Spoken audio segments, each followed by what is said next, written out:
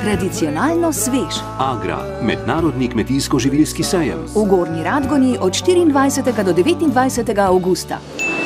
V okviru kmetijskega sejma Agra ste danes podpisali sporazum o kmetijskih zavarovanjih. Kaj to pomeni za vašo banko, Deželno banko Slovenije? Ja, za našo banko, ki je tradicionalno povezana s kmetijstvom, je to en zelo pomemben dogodek. S temi zavarovanji bomo nekako zaokrožili kompletno ponudbo vseh storitev, ki jih pravzaprav kmetje potrebujejo. Poleg kreditov, ki jim nudimo, poleg depozitov, ki so že tradicionalno v naši banki, seveda sedaj nadgrajujemo to ponudbo z agrozavarovanji, se pravi specifičnimi zavarovanji za naše kmete. Kaj vse bo moč zavarovati v kmetijstvu? V kmetijstvu bomo s pomočjo te agrozavarovalnice zavarovali posamezne kmetijske pridelke. S temi zavarovanji bomo začeli nekje novembra meseca. Sedaj bo proces izobraževanja naših zaposlenih in v naslednji sezoni seveda prav resno začenjamo z konkurenčnimi zavarovanji za posamezna, naj bo pšenica, koruza, posamezne kmetijske pridelke proti raznim ujmam, ki so v zadnjem času kar pogoste. Kaj pa za vas pomeni podpis pogodbe strani Deželne banke Slovenije z agrozavarovalnico?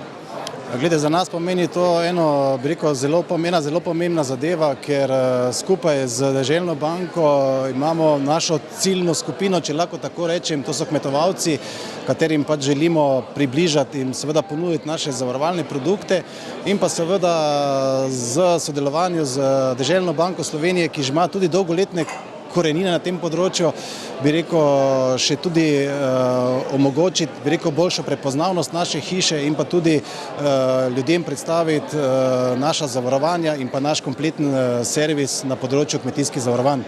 Kolikšno bo po vašem mnenju zanimanje kmetov za ta nov zavarovalniški produkt?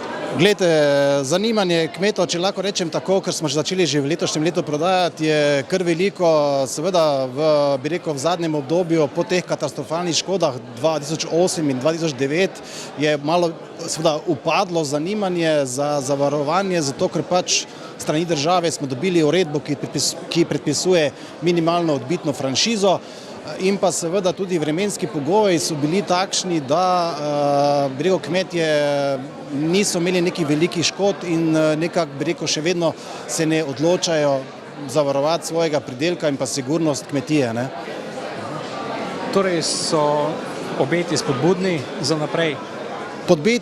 Obeti za naprej so, mislim, da zelo spodbudni. Seveda moramo na pravilen način predstaviti to kmetovalcem, seveda v sodelovanju z vsemi možnimi našimi, bi rekel, če lahko rečem tako, sodelavci, ki naša zavarovanja prodajajo in pa na nek način tudi na osnovi cene kmetovalcem ponuditi ugodna zavarovanja. In torej tudi v tristransko korist. Torej v korist zavarovancev in zavarovalnic. Tako, sigurno v obojestransko korist, čeprav naša zavarovalnica ni klasična zavarovalnica, mi smo zavarovalnica oziroma specializirana vzajemna kmetijska zavarovalnica, ki pač poslujemo na principu tega, da ne ustvarjamo dobička, se pravi, da enostavno poplačujemo škode in ne smemo razpolagati z kapitalom oziroma z ostanki denarja. Če pa že ta ostane, se pa namenja za leta, ko so večje masovnejše škode ali pa za zniževanje eventualno zavarovalnih premij. Torej humanitarna zavarovalnica. Recimo. Hvala lepa. Enako. Danes je Deželna banka Slovenije tretji dan na kmetijskem sejmu Agra v Gornji Radgoni. Kako ste zadovoljni z obiskom in kakšni so vaši vtisi? Ja, jaz moram reči, da sem cel čas tukaj na našem prostoru.